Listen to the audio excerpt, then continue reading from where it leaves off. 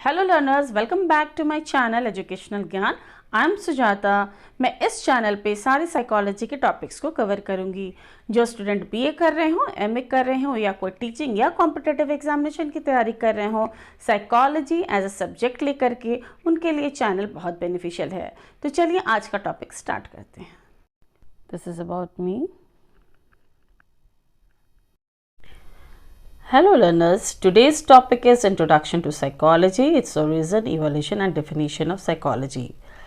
तो चलिए आज का टॉपिक स्टार्ट करते हैं।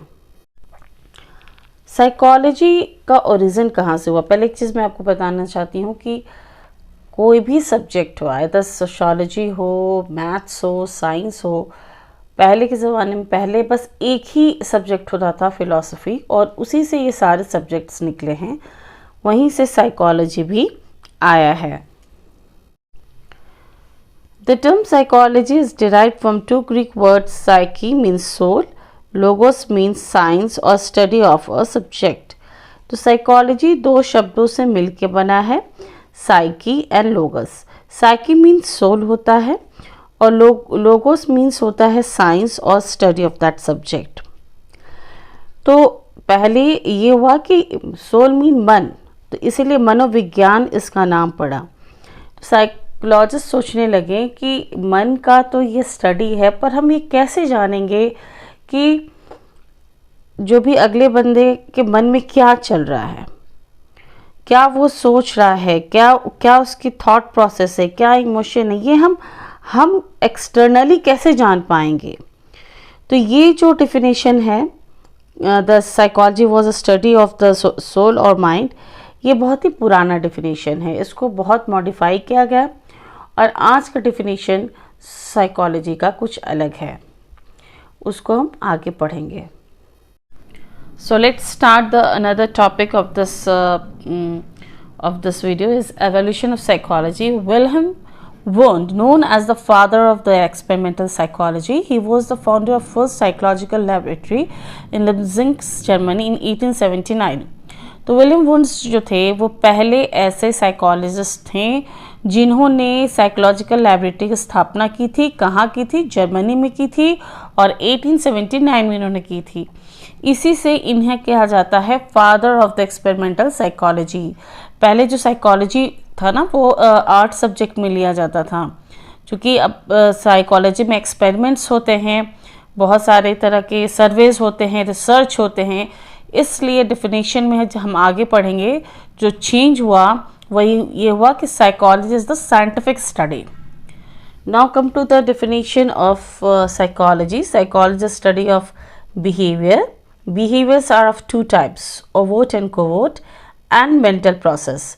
यानी पहले जैसे मैंने आपको बताया कि सोल की स्टडी की जाती थी, माइंड की स्टडी की जाती थी, मन की स्टडी की जाती थी, पर साइकोलॉजिस्ट लोगों ने सोचा कि मन में किसी का क्या चल रहा है ये हम कैसे पता कर सकते हैं। कुछ तो आधार होना चाहिए कि कौन क्या सोच रहा है, ये तो अभी भी कोई नहीं बता सकता। तो उसको कैसे हम मेज़र करें, कैसे जानें? तो उसके अगर बिहेवियर को अगर हम समझ सकें, उसके बिहेवियर को अगर रीड कर सकें, तो हम उसके बारे में काफ़ी चीज़ें बता सकते हैं। और साइकोलॉजी में मेंटल प्रोसेस, हर व्यक्ति का परसेप्शन अलग होता है, सोचने के ढंग अलग होते हैं, हर अलग सिचुएशन में अलग रिएक्शन होता है, जो बहुत सारी चीज़ों पे डिपेंड करता है।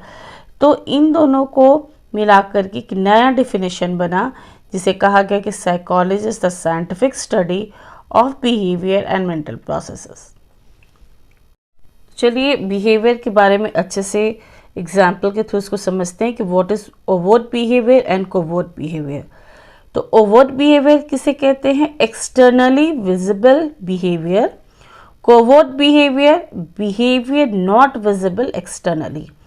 अब एक एग्जाम्पल लेते हैं कि मान लीजिए आप क्लासरूम में थे, आपकी मैम ने आपको स्कोल्ड किया, उनको कुछ बातें आपको अच्छी नहीं लगी, आपको डांटा, तो आप क्लास में ही में बैठे रहें और आप उनकी बात पे ध्यान नहीं दे रहे हैं। अंदर से आपको उनको पे गुस्सा है कि आपको उन्होंने पूरे क्लास में डांटा क्यों, पर आप प्रिटेंड कर रहे हैं कि ऐसा कुछ भी नहीं हुआ है और आप उनकी लेक्चर को सुन रहे हैं, पर वास्तव में आप उनके लेक्चर को नहीं सुन रहे हैं, आपका ध्यान इधर उधर है, उनकी बातों पे नहीं है।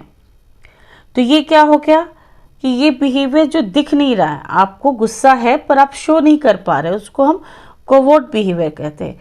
सेम चीज़ हुआ, आपकी टीचर ने आपको डांटा, आपको अच्छा नहीं लगा, आप 2-3 दिन तक उनका क्लास ही अटेंड नहीं किया आपने, तो वो बिहेवियर सबको दिखा कि आपकी मैडम ने आपको डांटा, तो आप 2-3 दिन से क्लास अटेंड ही नहीं कर रहे हैं। That is overt behaviour, externally visible behaviour. तो बिहेवियर 2 तरह के होते हैं, overt behaviour and covert behaviour. हमारे ख्याल से आपको समझ में आ गया होगा। तो आज का टॉपिक यही था कि introduction to psychology, its origin, evolution and definition of psychology. अगर मेरा वीडियो पसंद आया हो तो do like, subscribe and share my channel. अगर आप किसी टॉपिक पे कोई वीडियो चाहते हैं तो आप सजेस्ट भी कर सकते हैं। Thanks for watching.